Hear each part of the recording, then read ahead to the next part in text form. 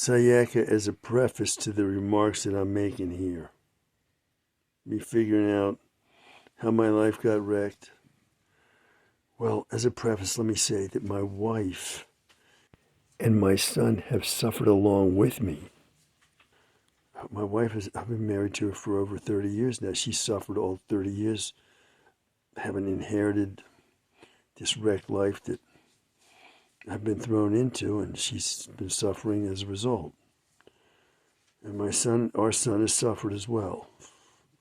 So let me say to you, come into the family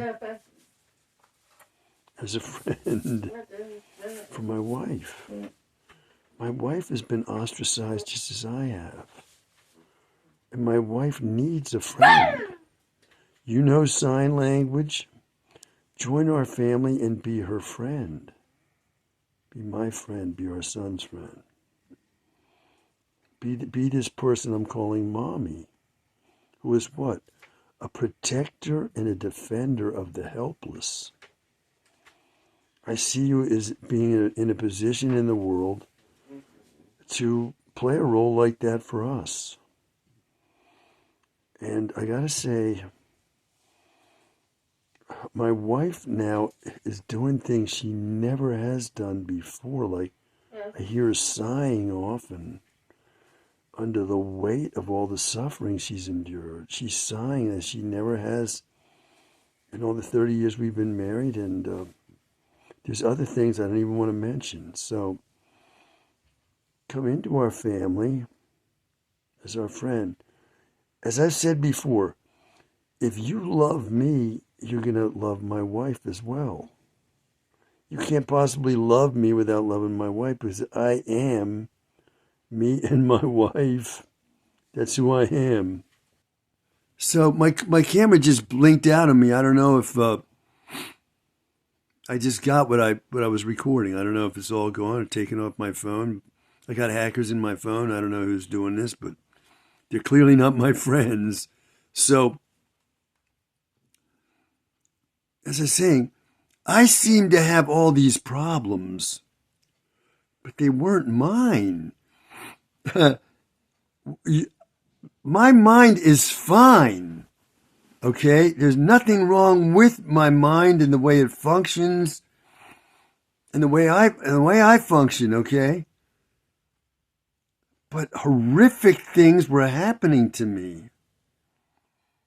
And if I did seem to be a certain way, it was due to problems introduced to my mind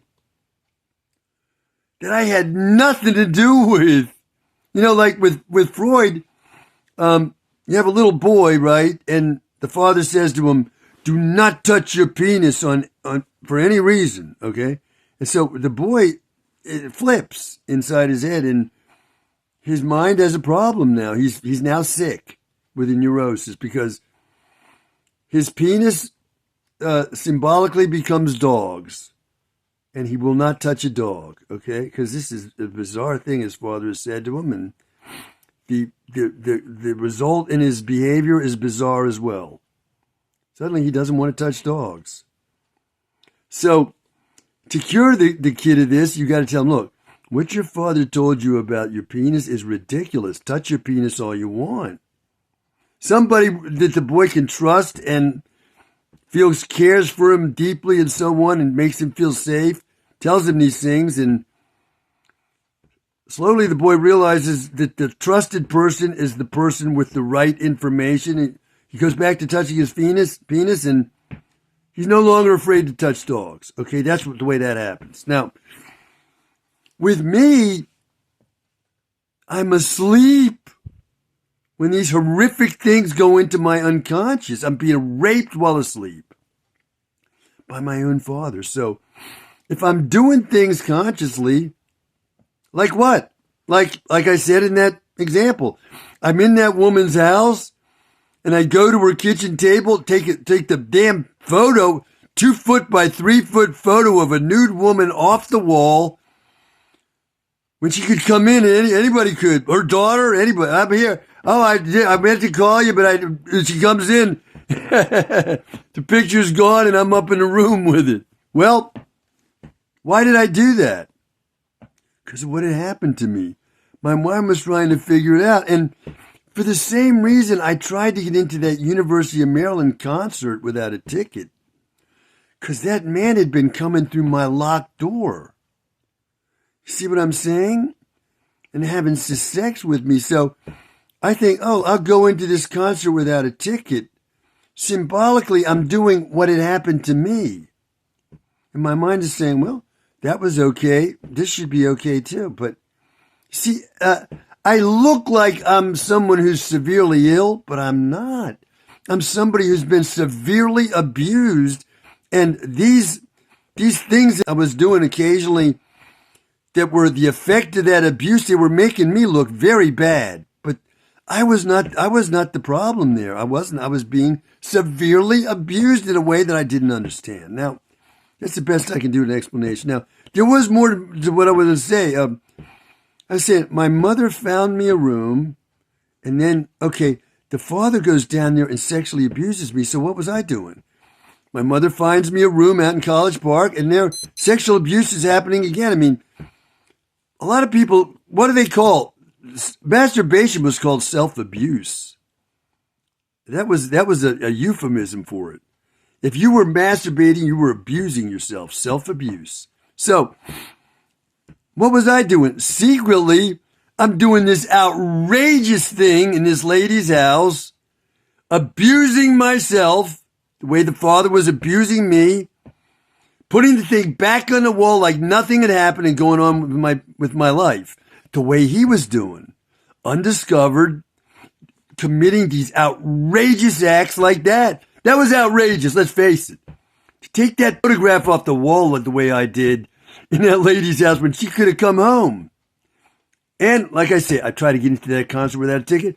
Then what do? Later in life, I have an affair with a woman 27 years older than I am, and I'm in her apartment having sex with her when her husband could have come in at any moment. It was always there. Might he come home? He might come through that door at any minute. She didn't know where he was. There was like only one night of the entire 2-year affair when I was sure he wasn't going to come in. We were together there, and he called, and he said he left his passport there by mistake. He was in New York City, and there was the passport on his desk. He wanted her to have the passport sent to him by a messenger service the next morning. She agreed. So, I mean, even then he might have showed up and said, well, I decided to come home. I needed something else. But as far as that went, that was the one night of the 2-year affair when I was fairly certain he is not coming in that door. All other times, when I'm in bed with her having sex, I'm thinking, that guy could come into the door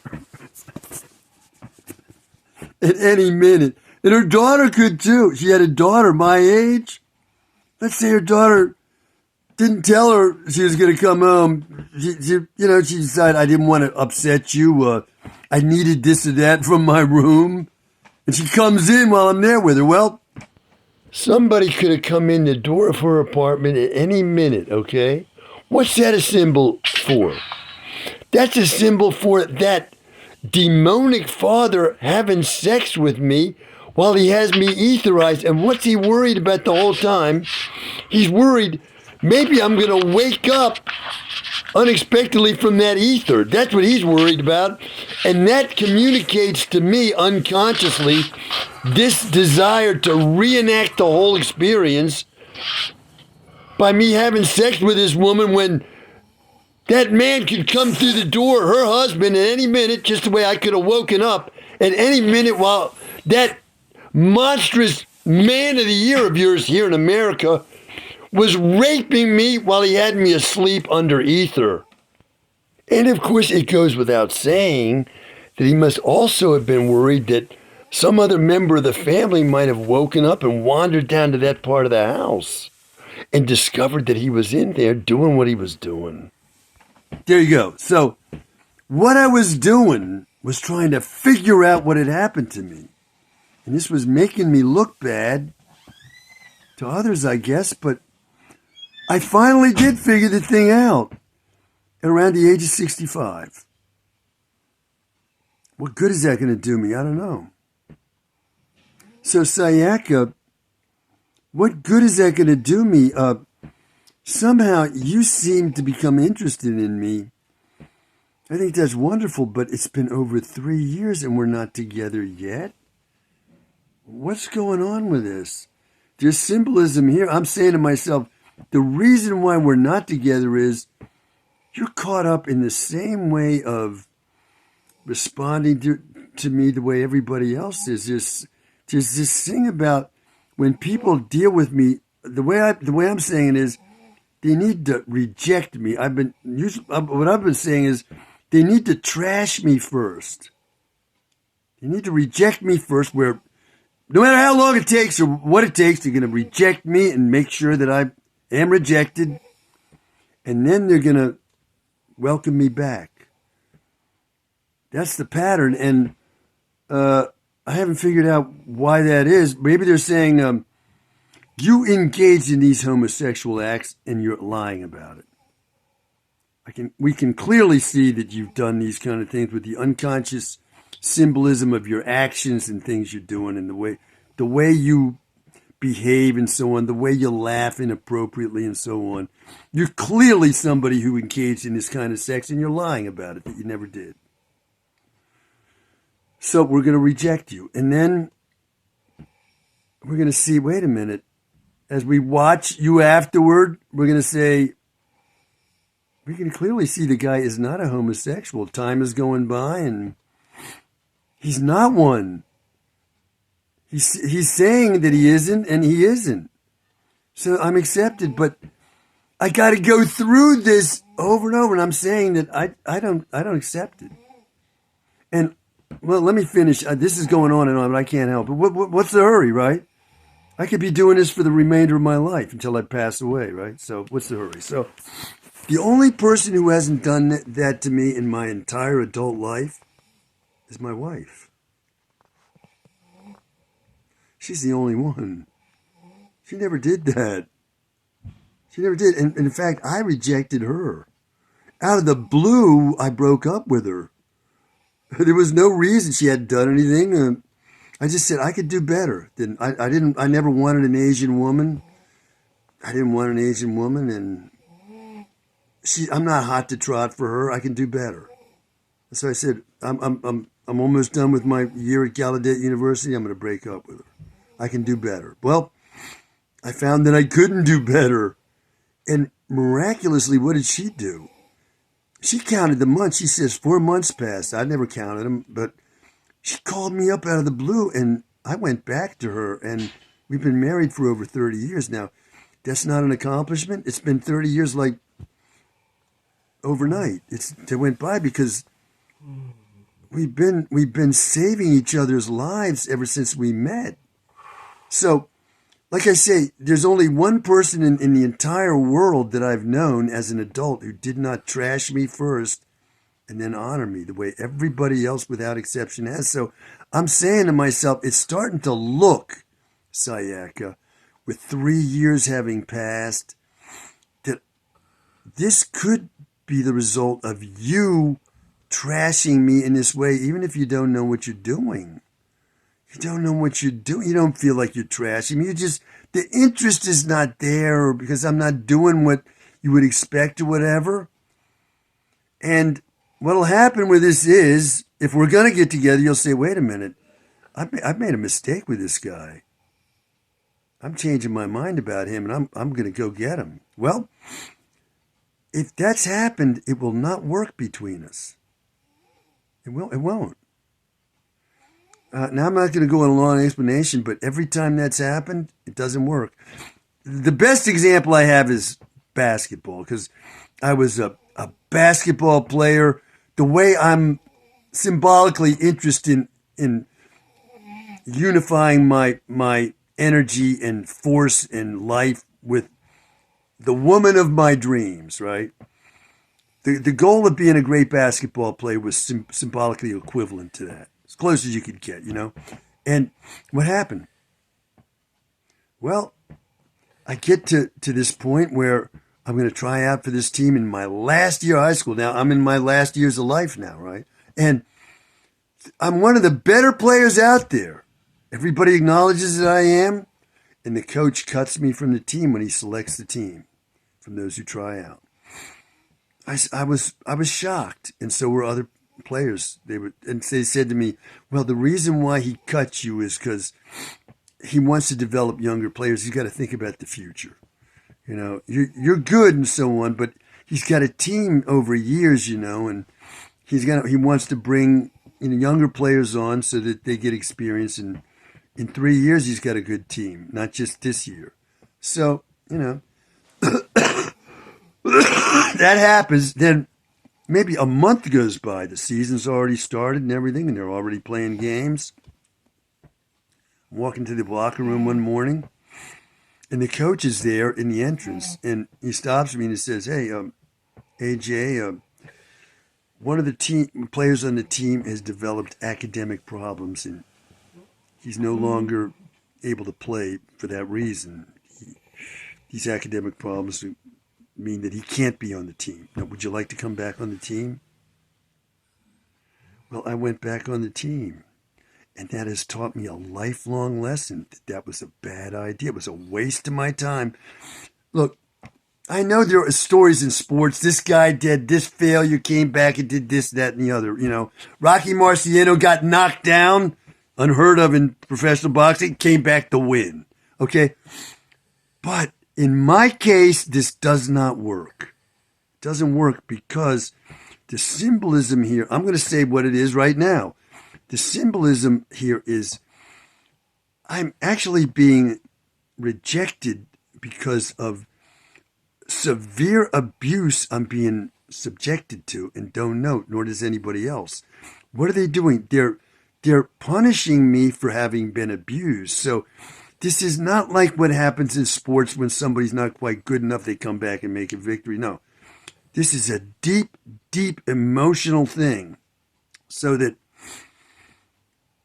if it's handled this way with me, it's all involved in these deep emotions of abuse, anger, rage at being abused this way. And the severe abuse itself, it's all so deeply emotional, it's way past sports stories of overcoming this or that or the other. No, they don't even come close to what's happened here in my life. So I went back on the team, but I was not happy with that. And I expressed the unhappiness in the kind of mistakes I made while playing.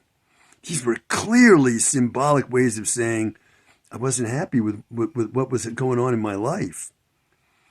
So that's why I wasn't successful. So it was a waste of my time to go back on that team. It was. And so that was a life lesson. And I've learned through other examples, the example I gave of the date with that beautiful Jewish woman who caused my dick to go straight up as soon as my eyes lighted on her. That's never happened with any other person in this life, nor did it ever happen again, nor did it ever happen before. And I've said to myself, I've said in these recordings, I don't get sexually excited like that in the presence of women. Start to get a hard on when I just get tingle all over when I'm near an attractive woman? No. I say the reason is because of the abuse I suffered. I'm afraid of sex. I got to really be cozy with a woman by the time I start feeling dare to be affectionate with her. When I'm feeling the sexual drive get going in me, okay? I got to really be super safe before that happens. So, in normal interactions with women where they want to see some spark, the spark is not there in me, so they're not interested. That's one of the reasons why I suspect nothing ever happened between me and women. No spark there at all. I was scared as could be of sex. Okay, so this woman, okay, what does she do? I see her in the hall, and in my opinion, what she should have done is, because it was clear she started a relationship with this other guy that very day. What she should have done was dropped him immediately, because I saw, God showed me later, it didn't work between her and this guy. I saw the end of their breakup weirdly, I was there. I ran into her, and I even saw the boyfriend again. So I saw the thing end. I saw the thing begin. And I saw it end. And it was clear to me. God was showing me. He said, "This woman passed you over for this guy." And look at it. It didn't work. She should have taken you. It would have worked with you. Look at what you were. You were hot to trot for her, and she passed you over for this guy. She made a mistake, and I'm showing you as the Lord that she did. And so what happens? I take her out, and it doesn't work between me and her. Why? Because in the back of my mind, I said, this woman betrayed me, and I'm not going to let this work between her and me. I've said, this could have happened. This thing went wrong. That thing went wrong. The things that went wrong are nothing, okay? If you are in love with somebody, no matter what happens, it's going to work. Okay? You don't want to go there? Let's go somewhere else. This is closed? Let's find some place that's open, okay? It's closed. I'm going to break up with you. No, that doesn't happen in love. You find your soulmate. It's closed. Let's go somewhere else. It's you two together, okay? No matter what. That's what that is, okay? There's a line in that song, "I Got You, Babe," okay? He says to the woman, there ain't a hill or mountain we can't climb. I got you, babe, okay? And she says what to him? I got you, I won't let go, okay? This is love, okay? Anything else is not love. It didn't work out. You don't like the restaurant you went to on the date, or the guy's car wasn't, his hair wasn't combed right. That's not love. It's not going to work. So, okay, these little things I've talked about at other times, this didn't work, that didn't work that night. No, it didn't work. And here's my explanation, because I had already said no to her. My mind said, you rejected me. I lost a year of my life. You lost a year of yours. And you're not acting the way you should act if you really were in love with me now. If you really were in love with me now, you wouldn't be acting the way you are. So I was rejecting her probably more than she rejected me. So I'm saying, Sayaka, that if you don't have a damn good reason for these 3 years, the way I have a good reason. I've tried to find you for 3 years. I've made 1,000 videos for you. I've been to your country 3 times and this, that, and the other. I'm calling out your name like John Lennon in the song. I'm praying to God for you. Okay? And I can't get to you. Okay? But I've done everything in my power as a human being to do that. Have you done that to try to get to me? If you haven't, no matter what happens, this will not work between me and you. Simply won't. More to the whole experience there of, I start out at the University of Maryland. One of the first things I do when I'm just starting out, okay, I got freshman year, I'm just starting freshman year. I try to get into this concert without a ticket, okay? And then what do? At the end of my time at University of Maryland, I'm going to leave college early, a semester early. Okay? And here's something I've done. I'm staying in this room. I'm now off campus. And I take this picture off the wall of this woman's house that I'm renting a room in. And I outrageously take that. It's like a 2-foot by 3-foot photo of a nude woman. I take that up to my room in her house. She could come in at any moment, or she had a daughter, she could have come in. You enter her house through the kitchen, and that picture was prominent there over her kitchen table. Anybody who walked in and knew her house, especially her, is going to see immediately, where is that picture? Where is it? It's up in the room with me, and I said what I was doing with it. So, okay, so what is the meaning here? Okay, the meaning is what was happening to me that wrecked my life. That father came in through my locked door at night, There I went and tried to get into that concert without a ticket. That's the locked door. I was going to go in. It's okay for him to do that, okay? I go into a concert without a ticket. He doesn't need a ticket. He can come in through my locked door, no problem, all right? And then what happens? At the end, I'm going to leave early. College early, okay? A semester early. So what does he do? He's come into that room in the wee hours of the night. He's out of there early before I wake up. Why? He's had me asleep with ether. He's going to get out of there before I wake up. Gives me leaving college early. Okay? And what have I done? I grabbed that woman's photo, I took it up in the room and did what I did with it, which is like what? He's down there raping me in my room, and then he's getting out of there early before I wake up, and there's all the symbolism of what I was talking about. And because of these things, the severe abuse I was being subjected to, I was doing things like this that made me look bad, and still do. Well, I'm admitting these things. A weird man to do these things, but that was me figuring these things out. And let me say here, as my anger builds, that all your professionals out there in the mental health sciences, they didn't get one bit of this. And what were they doing? They were punishing me over and over. Punishing me severely. I'm not going to talk about the punishments. But I've been ostracized for over 43 years in solitary confinement with all of this. Somebody who's been ostracized, punished, and abused for having been abused, that's been my life.